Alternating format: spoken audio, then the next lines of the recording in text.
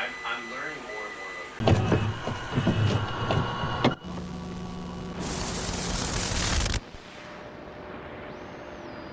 What's going on, everybody? My name is Dan and this is DTM Design. Welcome to another build video. So today, if you can't tell by the thumbnail or the title or even the shirt, we have another Lego themed build to you today. Now I'm really excited on this one because something I really wanted as a child was a giant Lego guy. And now that I have the skills and ability to make what I want, that's what we're making today. Now, the figure I chose is this guy right here. This is one of my first Lego minifigures ever when I was a child. And for some reason, I was always very attached and really liked how this guy looked. So that's the build we're gonna do. So let's get right into it. I hope you guys enjoy and let's do it. Taking a closer look at the minifigure that we are gonna be building. I got this guy, or this wanted to do this guy because I have nostalgia from playing the Lego Island video game as a kid, and this guy would come and save you off the train tracks if you were standing on it while you're playing. And yeah, and I also had the Lego set that I got as a kid at Toys R Us. It was up by the front desk, and here's another little clip of the game of him helping you out or whatever. So yeah, that's kind of where this nostalgia comes from for this build. So that's why I picked this minifigure. Alright guys, so starting off, I have all the parts that I 3D printed, and then I surfaced those, filler primer, and then surface some more. Now the only thing is, all these parts can go together. It does take a little bit of force though to put them together, and when I paint the thing, I do not want to have to apply so much force and risk scratching my paint job on the model as I'm putting it together. And then also I just need to fix the cape because the 3D printing messed up, so we'll use some old school hard modeling skills and some styrene to rebuild that part of 3D print so we can still utilize what it did print for us and not have it be a complete waste. And then I did have a co-worker 3D design this hat for me. I couldn't find it anywhere for free, and it was pretty hard to do in a 3D software, but eventually he was able to do it for me, so I thank him for that. And so I'm starting off here just going ahead and sanding all the little arms and notches that put this whole Lego guy together so everything can fit in nice and smooth and it won't be too much force to put together, like I said earlier. So while I sit here and sand, I kind of just pass the time by watching some videos about Lego, keeping in the theme with the build. I figured why not. And yeah, this is kind of where my obsession of Lego started up again as an adult. I just came across a video of a master builder and what he did as a job, and that led me down a rabbit hole of many other Lego videos. So that's kind of why I'm back into it. Don't buy a lot of sets, but it's cool to see what they kind of do and just check out the news every once in a while about Lego, and as a company they're interesting. But yeah, here's the dry fitted model. We put it all together, and now we are working toward fixing the 3D printed cape for the piece. So starting the process for fixing the cape, I took a few sheets of styrene here and just layered them up so I can match the thickness of the cape from the 3D print. And just using a little bit of super glue here, I put them all together, and then from there I'll cut out a chunk and use that for the next step.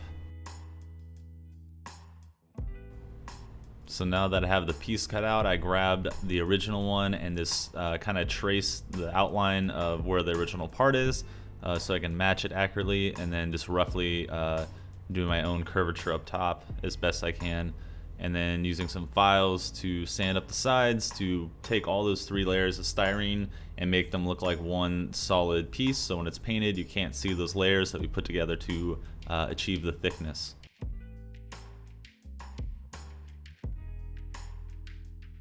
And now that we have our part roughly shaped out here, I just did a little test fit to see what it looked like up against where it's going to be going, and then doing the ultimate cut of cutting off the part we're replacing, doing a little bit of surfacing to the cape so everything is nice and flat, there's no excess from what we just cut off, and then just giving another test fit there with the piece we just made. And now we're just going to be going in and cutting out the circle that we need so the cape can actually be applied to the minifigure how it normally is in real life. With the hole made, we use a little bit of sandpaper here and just kind of clean up the hole. And then now we have glued it to the cape and it fits onto the minifigure how it should. Now the only last thing we need to do to make it accurate is to add the curvature to the cape on the lower half of it to match the minifigure. Now applying a little bit of heat to the lower half of the cape where we need the curve, and then using this bottle to create a nice even curve without too much work while it's still kind of warm, and just working a little bit to make sure everything looks even and nice and as close to the actual part that we're trying to mimic as possible. And we have our cape with the curve, and there's a comparison next to the actual minifigure. Alright guys, so now we're going to grab some filler putty here and the cape and a little spatula, and we're going to use some hardener and just mix up the putty, and we're going to start just filling in all the gaps and rough parts of this cape that we had 3D printed, and then also the sides to help cover up the layering of the styrene. And after some sanding and a little bit of priming here, we have a perfect looking smooth cape. It's ready to be painted and added to the figure, and here are all the parts prepped for paint, and it's time to start painting these guys.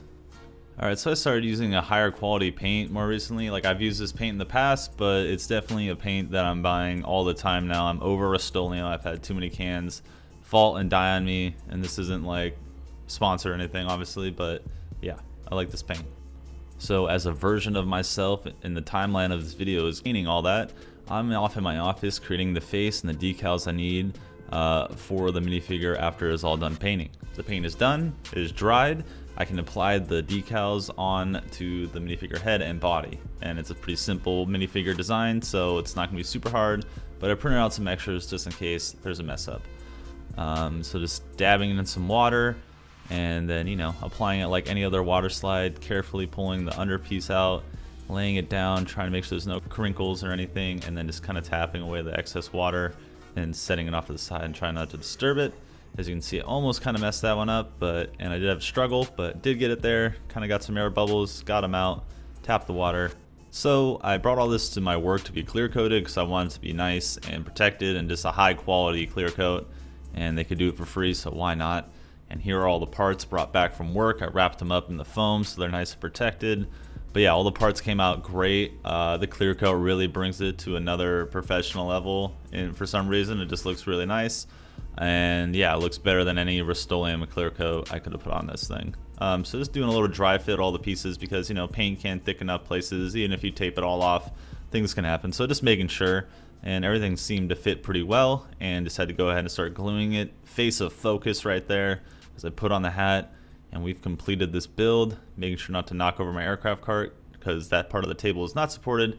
And here's our final build, and I hope you guys enjoyed this video, and I hope you guys enjoy these high detail shots.